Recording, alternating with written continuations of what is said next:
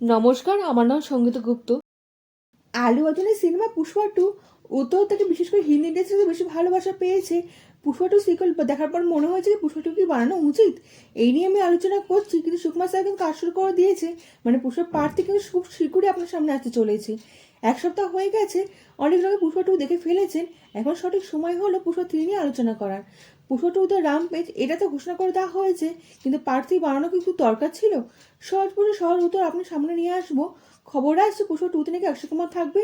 অক্ষয় কুমার দারুণ এন্ট্রি দেখানো হবে, কিন্তু কী ক্যারেক্টারে থাকবে সেটা আমি বলছি।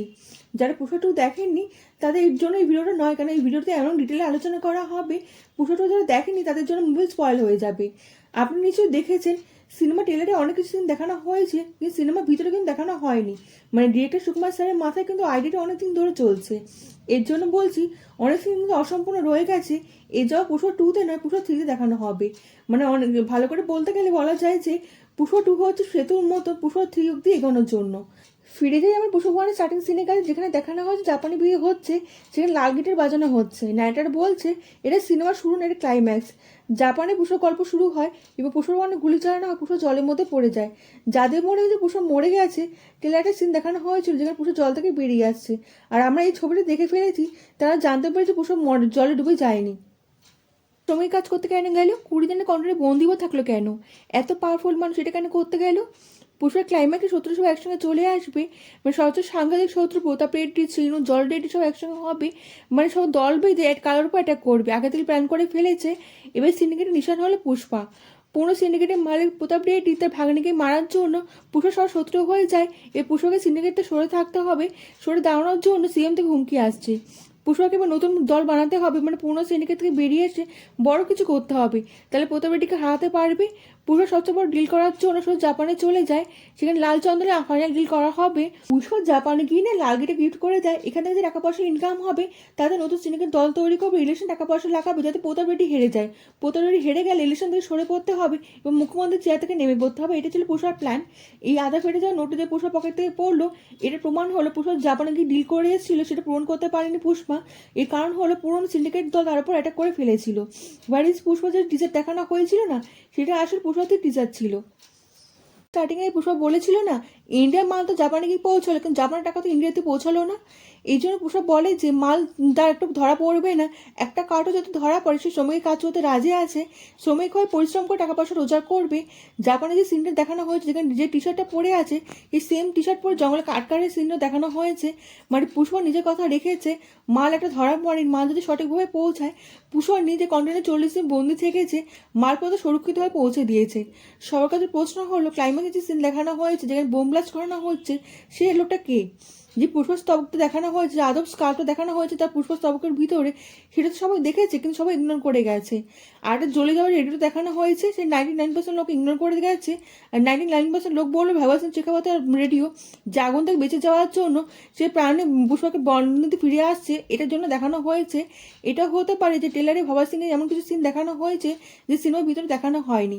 হতে পারে পার্ট থ্রি দেখানো হবে। লোকটির যে মাথায় চুল আছে, তাহলে তো ভগৎ সিং শেখাওয়াত হতেই পারে না। তাহলে হাত জ্বলে গেছে কেন? ভগৎ সিং শেখাওয়াতে কোনো রিলেটেড লোক হতে পারে, বা তার কোনো আত্মীয় হতে পারে, যে আগুন থেকে বাঁচানোর চেষ্টা করেছিল, ভগৎ সিং শেখাওয়াতকে হাসপাতাল পর্যন্ত পৌঁছে দিয়েছে। মানে নতুন মাথা আর পুরনো শত্রু শুরু হয়ে গেল।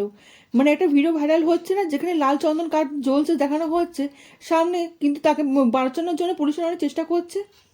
তিরুপতি যেখানে পুষ্পকে জেলে আটকে রাখা হয় না, সেখানে নিউজ চালিয়ে দেওয়া হয় পুষ্পার জন্য নাকি শেখর স্যার মারা গেছে। হোয়ারিস পুষ্পা যে টেলে দেখানো হয়েছে, সেখানে পুষ্পাকে জেলে আটকে রাখার জন্য পুলিশ অফিসার জেলার সুযোগ পেয়ে গেছে, এই জন্য পুষ্পা জেলে আটকে রয়েছে। গোবিন্দ স্যারের সহজে কামব্যাক দেখানো হবে। মনে আছে পুষ্পা বলেছিল এরকম যদি পুলিশ অফিসার তার সামনে চলে আসে না, যে পুষ্পা চুপচাপ জেলে চলে যাবে। যারা ভাবছে বোম ব্লাস্টে পুষ্পার পরিবারে কেউ তো মরে গেছে, তার সঠিক ভাবছে, কারণ ট্র্যাজেডিতে কিছু হবে, কেউ তো মরবে পুষ্পা পরিবারের। একটা মুখ দেখানো হয়েছিল পুষ্পা পার্ট ওয়ানে, খুব ইম্পর্টেন্ট জানেন, কারণ পুষ্পা এর জন্য কালিমায় অবতার নেমে, যার পিছনে মেয়েটি কারণ হবে। পুষ্পার লাস্ট সিনে দেখানো হয়েছে পুষ্পা একটা বিয়ে অ্যাটেন্ড করছে, সেই বিয়েটি হলো মেয়েটির। পুষ্পা যাকে দুবার বাঁচিয়েছে, কিন্তু তৃতীয়বার মেয়েটি মারা যাবে। পুষ্পার কাছে ফ্যামিলি খুব ইম্পর্টেন্ট। ফাইনালি পুষ্পার পরিবার যখন একসঙ্গে চলে আসে, তখন নতুন ভিলেন এন্ট্রি হবে, যার জন্য পরিবারে কেউ মারা যাবে। পুষ্পা যা বলেছিল যে রিটায়ার যখন করবে বিজনেসটা পুরো কেশবকে দিয়ে দেবে। আর পুষ্পা জাপানে গেছিল কিন্তু ফিরে এসছে একা। কেশব পুষ্পার পাশে থাকবে এরকম হতেই পারে না। পুষ্পার সবসময় কেশব থাকবেই। কিন্তু পুষ্পা কেন একা হয়ে গেল? কেশব মারা গেল নাকি? এখান থেকে হয়তো নতুন লড়াই শুরু হবে। পুষ্পা নতুন ভিলেনের জন্য নতুন অবতারে দেখানো হবে। ইমোশনের চক্রে অনেক ভুলও করবে ফেলবে পুষ্পা। বিজয় দেবগনের স্যার নাকি পুষ্পা থ্রিতে ভিলেন হতে চলেছে, এটা অনেক গুজব ছড়াচ্ছে। সুকুমার স্যার বাজে ইউজ করা হয়েছিল, সেটা রিটার্ন গিফট হিসেবে পুষ্পা ফ্যানরা পেয়ে গেছে। কারণ the rise, the rule, the rampage পোস্টে লেখা কেন হবে? বিজয় দেবগন স্যার কেন লিখছে? পরিষ্কার বলে দিয়েছে সুকুমার স্যার সিনেমাতে অভিনয় করার জন্য খুব এক্সাইটেড রয়েছে, অপেক্ষা করে রয়েছে কবে তিনি অভিনয় করবে। এতে পরিষ্কার হয়ে গেছে পুষ্পা পার্ট 3 পাঠ হতে চলেছে। হয়তো পুষ্পা পার্ট 3-তে আমরা দেখতে পারি বিজয় দেবগনের ভার্সেস আলু অর্জুন, আর পুষ্পা পার্ট 3-তে ভগৎ সিংকে কেমন নাকি দেখতে পারি। পুষ্পা পার্ট 3-তে না রণবীর সিং অক্ষয় কুমার একসঙ্গে অ্যাপ্রোচ করা হয়েছে। পুষ্পা পার্ট 3 নাকি লাস্ট ফাইনাল হতে চলেছে। একটা মজাদার সিন দেখানো হয়েছে, ইন্ডিয়ার কোনো বন্দরে কোনো ইন্ডিয়ান গাড়ি উল্টে গেছে, সেই ইন্ডিয়ান গাড়ির মধ্যে মুম্বাই নাম্বার লেখা রয়েছে। এই সিনে পুষ্পা 2-তে দেখানো হয়নি, পুষ্পা 3-র সঙ্গে কানেক্টেড হতে পারে। পুষ্পা কাহিনী নর্থ ইন্ডিয়ার সঙ্গে জুড়ে যেতে চলেছে। এই ফিল্মে শুরু হবে নাকি এমন সিন দিয়ে যেখানে অক্ষয় কুমার এন্ট্রি দেখানো হবে। হয়তো অক্ষয় কুমার গাড়ি থেকে বেরিয়ে আসতে পারে। পুষ্পা 2 যেভাবে রেকর্ড করতে চলেছে, কোনো ইন্ডিয়ান অ্যাক্টর এই সিনেমা অংশ হতে চাইবে। এটা ইন্ডিয়ার সবচেয়ে বড় সিনেমা হতে চলেছে। পুরো পার্ট 2 থেকে কি পুরো পার্ট 3 লেভেল অনেক বড় হবে? আর বড় করতে চাইলে অক্ষয় কুমারের মতো কোনো বড় একটাকে থাকতেই হবে। পুষ্পা 3 হয়তো খুব তাড়াতাড়ি আমার সামনে চলে আসবে। পুষ্পা 3-তে অনেক সিন দেখানো হয়েছে যেটা এখনো আমাদের সামনে চলে এসেছে, হয়তো ইচ্ছা করে করা হয়েছে। পুষ্পার অবস্থা খারাপ হতে চলেছে গোবিন্দ স্যারের জন্য, নাকি পুষ্পার জন্য জাপানে ঝুঁকে যাবে।